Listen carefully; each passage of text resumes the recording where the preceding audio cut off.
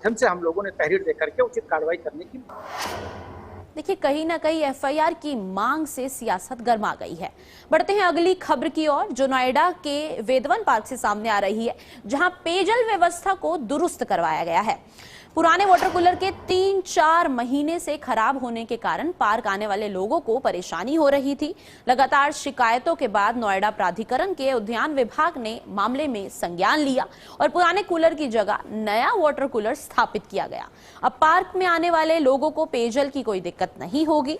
नई व्यवस्था फिलहाल 22 मई को लागू कर दी गई है।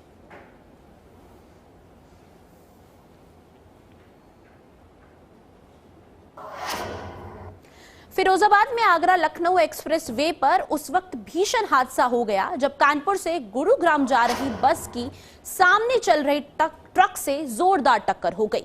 टक्कर के बाद बस में आग लग गई और कुछ ही देर में वाहन आग का गोला बन गया। तस्वीरें आप साफ तौर पर देख सकते हैं। हादसे में बस चालक की मौके पर ही दर्दनाक मौत हो गई, जबकि करीबन 30 यात्रियों को सुरक्षित बाहर निकाला गया। सूचना मिलते ही फायर ब्रिगेड की कई गाड़ियां मौके पर पहुंची और कड़ी मशक्कत के बाद आग पर काबू पाया गया। पुलिस ने शव को पोस्टमार्टम के लिए भेजकर मामले की जांच शुरू कर दी है। शुरुआती जांच में तेज रफ्तार और टक्कर को ही हादसे की असल वजह माना जा रहा है।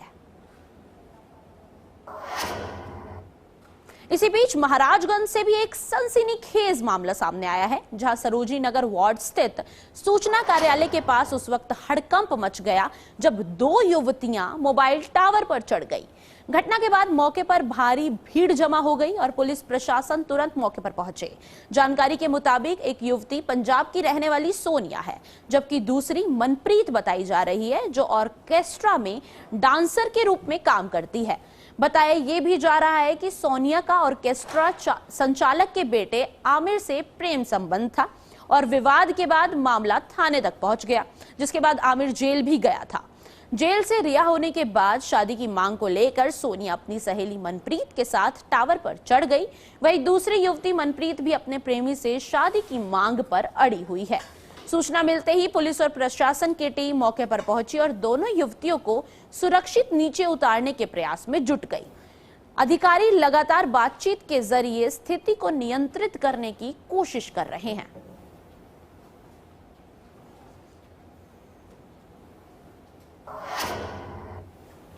कन्नौज जिले के छिबरामऊ थाना क्षेत्र में प्रधानमंत्री आवास योजना का लाभ लेने के लिए एक युवक ने फर्जी तरीका अपनाया। आरोपी सचिन ने अपने रिश्तेदार की पत्नी के आधार कार्ड की फोटो छुपके से बनाई और उसे अपनी पत्नी बताकर आवास योजना में आवेदन कर दिया।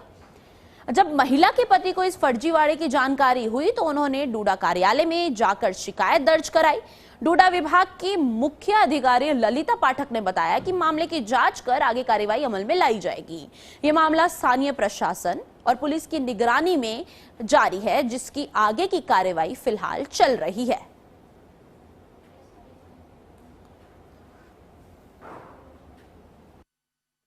क्या नाम है आपका? संजना। संजना, क्या मामला है आपका?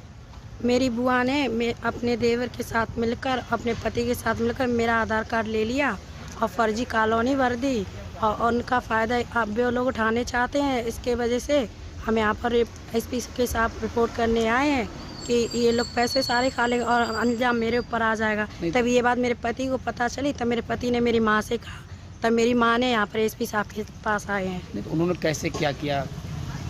फ्रॉडबाजी की है। क्या? यही आधार कार्ड के साथ। आपका आधार कार्ड? हाँ, मेरा आधार कार्ड अपने देवर के साथ लगा के कॉलोनी भरवा ली फर्जी। उसमें क्या दिखाया? आपको क्या बनाया? बीवी बनाया। किसने बनाया? देवर ने उसके। क्या नाम है? सचिन। ये लोग कहाँ के रहने वाले हैं जिन लोगों ने ये काशीराम कॉलोनी के पास। कौन सी काशीराम? तो देख रहे हैं योजना में लाभ लेने के लिए किस तरह से फर्जीवाड़ा किया जा रहा है। आगे बढ़ते हैं अगली खबर की ओर, जो फतेहपुर के बिंदकी विधानसभा क्षेत्र से सामने आ रही है, जहां भदवा गांव में समाजवादी पार्टी ने बूथ स्तर के कार्यकर्ताओं का भव्य सम्मान समारोह और जागरूकता कार्यक्रम आयोजित किया। कार्यक्रम का उद्देश्य संगठन को बूथ सेक्टर और जोन सेक्टर तक मजबूत करने और आगामी चुनाव की रणनीति पर चर्चा करना था।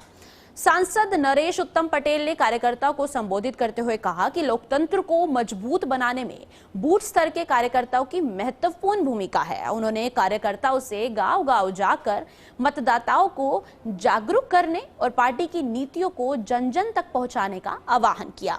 साथ ही उन्होंने केंद्र और प्रदेश सरकार पर बेरोजगारी, महंगाई, किसानों की समस्याएं, आर्थिक संकट को लेकर निशाना साधा। कार्यक्रम में कार्यकर्ताओं को सम्मानित किया गया, संगठन को मजबूत करने का संकल्प भी लिया गया। बड़ी संख्या में पार्टी पदाधिकारी और कार्यकर्ता समर्थक उपस्थित रहे।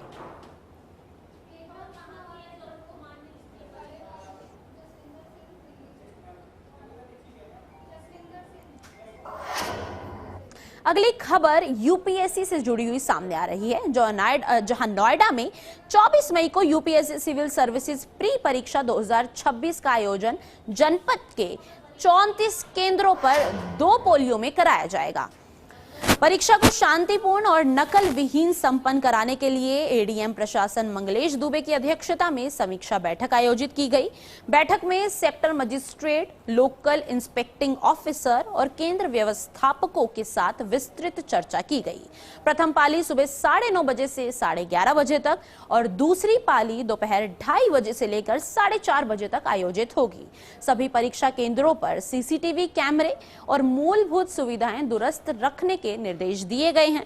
इलेक्ट्रॉनिक गैजेट्स की कड़ी जांच के साथ पुलिस और प्रशासनिक अधिकारियों को आपसी समन्वय के साथ ड्यूटी निभाने के निर्देश दिए गए हैं।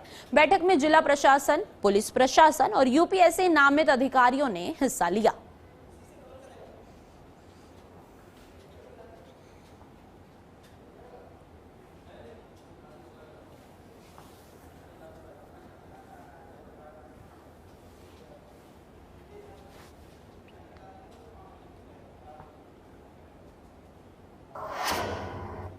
इसी बीच वक्त हो गया है एक छोटे से ब्रेक का। मिलेंगे ब्रेक के बाद।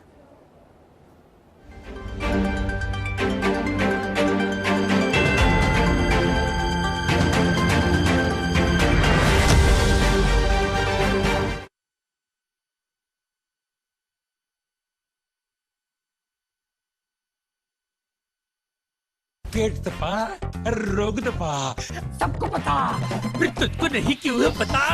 पेट दबा, रोग दबा। एक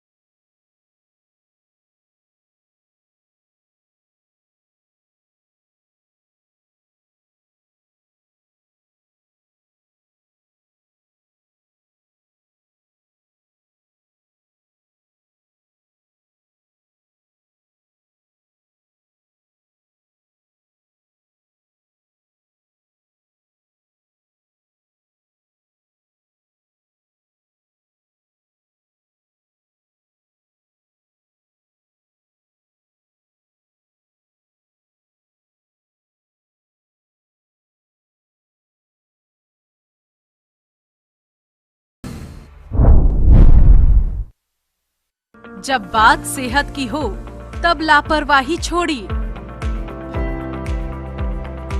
बीमारी के संकेतों को समय रहते पहचानिए। सही जानकारी, सही इलाज, एक्सपर्ट डॉक्टर की भरोसेमंद सलाह। सेहत शनिवार और रविवार दोपहर 2:30 बजे सिर्फ HNN न्यूज पर। देश का दिल, राजनीति का केंद्र और खबरों का सबसे बड़ा मैदान। कानून व्यवस्था हो या चुनावी हलचल, सरकारी फैसले हो या शहरों का बदलाव, पूर्वांचल से लेकर पश्चिमी यूपी तक, योगी राज की हर खबर सबसे पहले और बिल्कुल सटीक।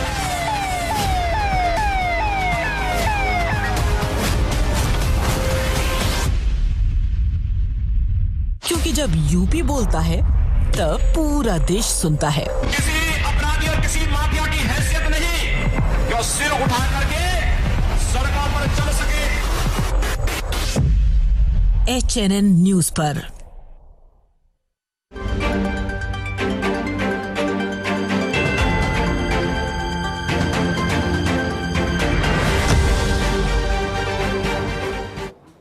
एक बार फिर से स्वागत है आपका HNN न्यूज में।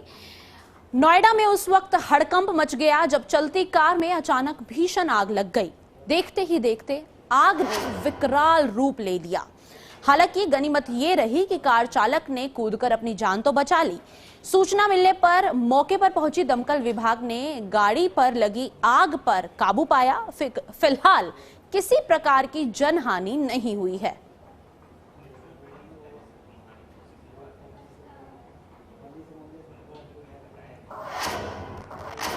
अगली खबर नोएडा से सामने आ रही है, जहां नोएडा के साइबर क्राइम थाने की पुलिस ने एक ऐसी शातिर गैंग का पर्दाफाश किया है जो फर्जी कंपनियां बनाकर देश भर में करोड़ों रुपए की साइबर ठगी को अंजाम दे रहे थे।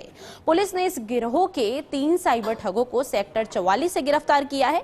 ये ठग फर्जी कंपनियों के नाम पर करंट बैंक अकाउंट खुलवाते थे और फिर उसमें ठगी की रकम मंगाकर उसे ठिकाने लगाते थे।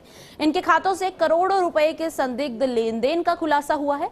आरोपी अविनाश झा, हिमांशु कुमार और जितेंद्र धैया उर्फ आशु को साइबर क्राइम थाना पुलिस ने लोकल इंटेलिजेंस और पुख्ता टेक्निकल इनपुट के आधार पर गिरफ्तार किया है। फिलहाल साइबर क्राइम पूरे मामले की जांच में जुटी है।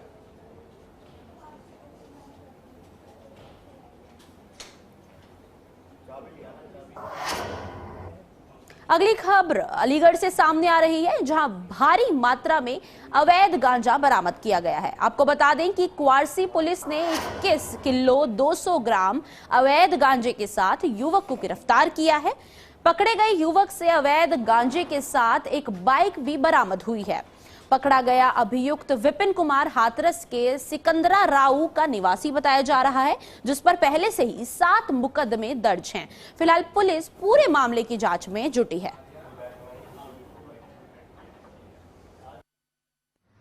अवगत कराना है कि दिनांक 21/22 मई 2026 की रात्रि लगभग 2:30 बजे थाना क्वारसी की टीम रात्रि पेट्रोल कर रही थी।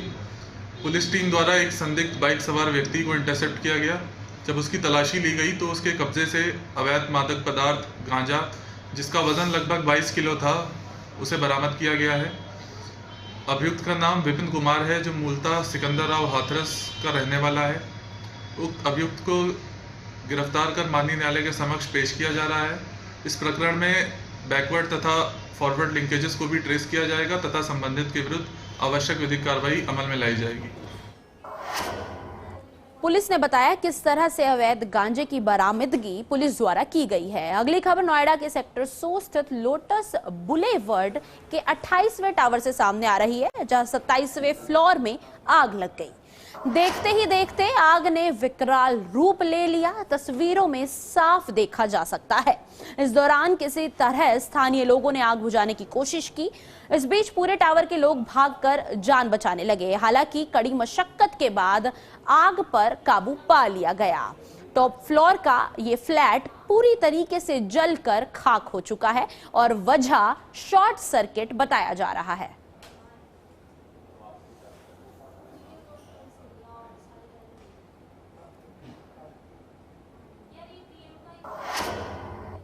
अगली खबर बदायूं से सामने आ रही है, जहां बदायूं के इस्लाम नगर थाना क्षेत्र में डकैती की घटना के बाद एक लूट की और घटना निकलकर सामने आई है।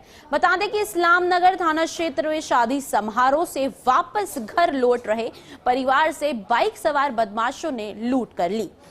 बदमाशों ने गन पॉइंट पर 50,000 कैश, सोने चांदी के गहने लूट लिए, जिससे इलाके में हड़कंप मच गया। सूचना मिलने के बाद मौके पर पहुंची पुलिस मामले की जांच में जुट गई है।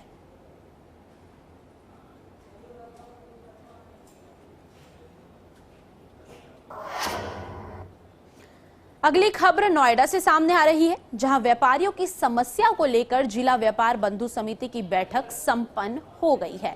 एसडीएम प्रशासन मंगलेश दुबे की अध्यक्षता में विकास भवन सभागार में हुई इस बैठक में व्यापारिक माहौल को सुरक्षित, सुगम और व्यवस्थित बनाने पर चर्चा हुई। व्यापारिक संगठनों ने अतिक्रमण, जाम, पार्किंग और जीएसटी से जुड़ी समस्याएं उठाई। नोएडा, ग्रेटर नोएडा और दादरी के बाजार क्षेत्रों की स्थानीय समस्याओं से प्रशासन को अवगत कराया गया। सभी विभागों को विशेष अभियान चलाकर अतिक्रमण हटाने, यातायात व्यवस्था को मजबूत करने और व्यापारिक हितों को प्राथमिकता देने के निर्देश दिए गए हैं। बैठक में जिला प्रशासन, पुलिस, प्राधिकरण और व्यापारिक संगठनों के पदाधिकारी उपस्थित रहे।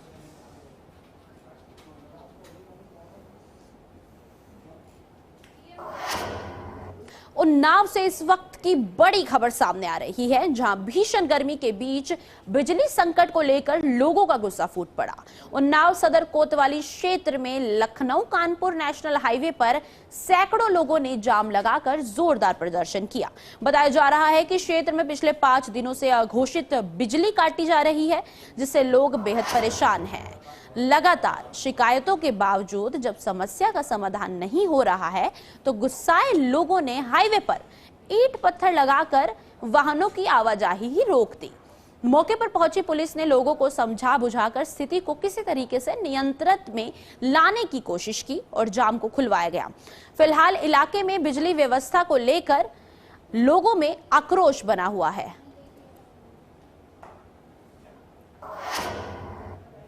इसी बीच मेरठ के ब्रह्मपुरी थाना क्षेत्र स्थित कबाड़ी बाजार में शुक्रवार देर रात एक मामूली सड़क हादसा बड़े से बवाल में बदल गया। ई रिक्शा और स्कूटी की टक्कर के बाद दोनों पक्षों में पहले कहासुनी हुई, जो देखते ही देखते हिंसक झड़प में बदल गई। इस दौरान दोनों ओर से मारपीट में करीबन 5 लोग घायल हुए हैं। घटना की सूचना मिलते ही पुलिस मौके पर पहुंची और किसी तरीके से स्थिति को नियंत्रित में लाने की कोशिश की गई। घायलों को इलाज के लिए जिला अस्पताल में भेजा गया है, जहां एक बार फिर से हंगामे की स्थिति बन गई। हालात को देखते हुए अस्पताल में भारी पुलिस बल तैनात करना पड़ा। बताया जा रहा है कि विवाद के बाद दोनों पक्षों के लोग आमने सामने आ गए, जिससे तनाव की स्थिति बन गई। फिलहाल पुलिस मामले की जांच कर रही है और सीसीटीवी फुटेज के आधार पर कार्रवाई करने की बात भी बताई जा रही है।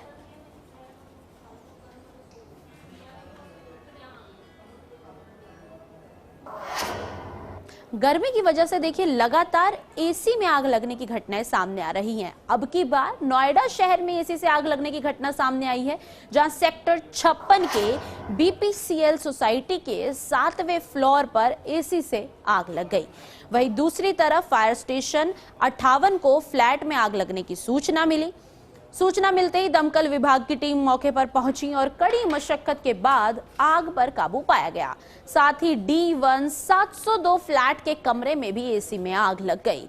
आग लगने के मामले लगातार बढ़ते जा रहे हैं, जिसको लेकर प्रशासन द्वारा एहतियात बरतने की सलाह दी जा रही है। फिलहाल फ्लैट और फैक्ट्री में एक बड़ा हादसा होने से टल गया है।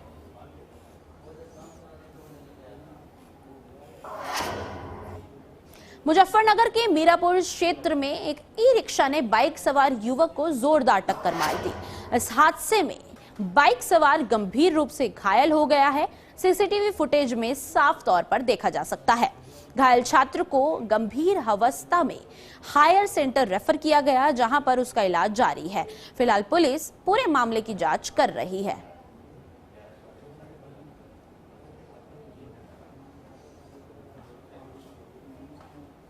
बाइक सवार को टक्कर मारने के बाद युवक को अस्पताल में ले जाया गया। इसी बीच बरेली में गहराए बिजली संकट को लेकर यूपी सरकार के वन एवं पर्यावरण राज्य मंत्री डॉक्टर अरुण कुमार के एक पत्र ने ऊर्जा विभाग में खलबली मचा दी है। बरेली शहर विधायक डॉक्टर अरुण कुमार ने ऊर्जा मंत्री को पत्र भेजकर जिले में बदहाल बिजली व्यवस्था, लगातार हो रही कटौती और अधिकारियों की लापरवाही पर नाराजगी जताई है। मंत्री की शिकायत के बाद ऊर्जा विभाग बरेली में तैनात 3 अधिशासी अभियंताओं को हटाकर लखनऊ भेज दिया गया है। डॉक्टर अरुण कुमार ने अपने पत्र में लिखा है कि जिले में भीषण गर्मी के बीच जबरदस्त बिजली कटौती की जा रही है। थोड़ी थोड़ी देर में बिजली जाने से आमजन परेशान है। उन्होंने कहा कि लोग लगातार शिकायत कर रहे हैं, लेकिन बिजली विभाग के अधिकारी और कर्मचारी उनका फोन तक नहीं उठा पा रहे। चाहे कितनी भी कॉल कर ली जाएं, जवाब नहीं मिल रहा। इससे लोगों में आक्रोश बढ़ता जा रहा है। राज्य मंत्री डॉक्टर अरुण कुमार का ये बड़ा पत्र वायरल है।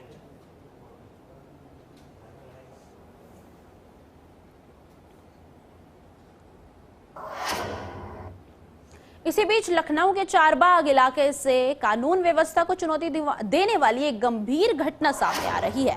सोशल मीडिया पर वायरल वीडियो में एक युवक हाथ में कुल्हाड़ी लेकर बीच सड़क पर घंटों तक आतंक मचाता नजर आ रहा है। बताया जा रहा है कि यह घटना पुलिस चौकी से कुछ ही दूरी पर हुई, जहां आरोपी राहगीरों को धमकाता और गालियां देता रहा, जिससे इलाके में दहशत का माहौल बन गया। हैरानी की बात तो ये रही कि लंबे समय तक पुलिस को इसकी जानकारी नहीं मिल सकी। बाद में कुछ अन्य युवकों के बीच मौके पर मारपीट हुई, जिसके बाद पुलिस हरकत में आई और स्थिति को नियंत्रित किया। फिलहाल पुलिस ने कुल्हाड़ी लेकर हंगामा करने वाले युवक को हिरासत में ले लिया है। मामले की जांच जारी है।